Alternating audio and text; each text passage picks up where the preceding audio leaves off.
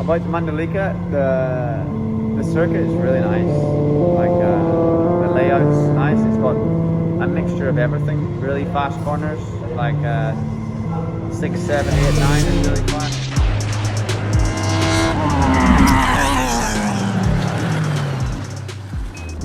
Pengakuan mengejutkan rider WSBK usai jalani free practice.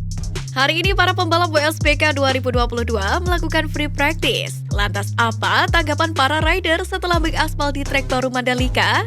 Ya, pembalap tersukses dalam sejarah WSBK Jonathan Rea mengucapkan selamat kepada Indonesia setelah melihat perkembangan sirkuit Mandalika jelang WSBK Mandalika 2022 11 hingga 13 November.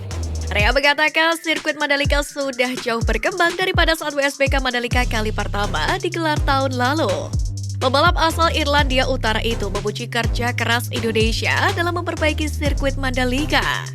Sirkuit Mandalika saat ini sangat berkembang, terutama di sisi luar sirkuit, parkir, akses jalan, infrastruktur. Jadi selamat untuk semuanya, pemerintah, orang-orang yang terlibat untuk terus bekerja meningkatkan kualitas sirkuit. Ujar Rea kepada cnnindonesia.com.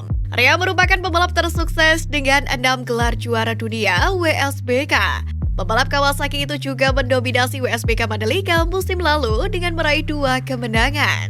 Sayang, musim ini Rea gagal mempertahankan konsistensinya, di mana pembalap 35 tahun itu hampir pasti gagal merebut gelar juara dunia WSBK 2022. Dan kali terakhir meraih kemenangan pada balapan di Estoril, Portugal yang merupakan seri ketiga. Meski musim ini penampilannya jauh menurun, Rea tetap puas dengan musim yang dijalani Kawasaki jelang WSBK Mandalika 2022.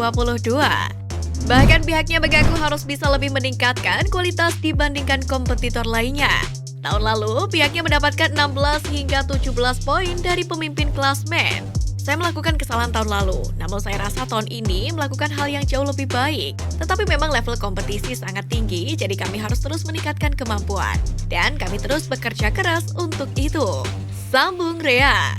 Terkait perebutan gelar juara dunia di WSBK Mandalika 2022, Rea tidak memungkiri Alvaro Bautista layak difavoritkan. Sementara pembalap Ducati yang juga calon juara WSBK 2022 Alvaro Bautista mengaku masyarakat Indonesia tergila-gila dengan balap motor jelang WSBK Mandalika 2022 setelah melihat di saat free practice hari ini. Bahkan usai latihan bebas, Alvaro Bautista mengatakan tidak merasa gugup menghadapi balapan akhir pekan ini. Bahkan pembalap Spanyol ini merasa senang bisa kembali ke Lombok. Pembalap 37 tahun itu sangat antusias dengan WSBK Mandalika, di mana di mata Bautista, masyarakat Indonesia sangat menggilai balap motor. Saya senang bisa kembali ke Indonesia juga karena passion terhadap motor sangat kuat di negeri ini, ujar Bautista dikutip dari Motorcycle Sport.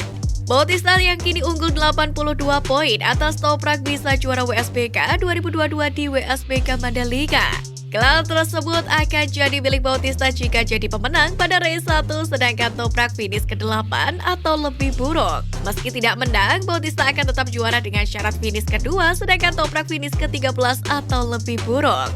Di lain sisi, para pembalap yang bakal berlaga di WSBK Mandalika 2022 juga harus bersiap menghadapi cuaca tidak menentu di pekan ini. Cuaca yang bisa berganti dalam waktu singkat bisa jadi tantangan tersendiri untuk pembalap sepanjang pekan ini.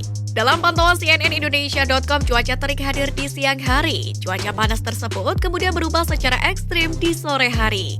Tiba-tiba hujan turun dengan intensitas sekitar pukul 15.00 waktu setempat. Hujan cukup lama mengguyur sirkuit Mandalika, sekitar 2 jam lamanya. Selepas hujan, cuaca pun kemudian bisa kembali cerah seiring kehadiran matahari yang kembali terlihat sebelum terbenam.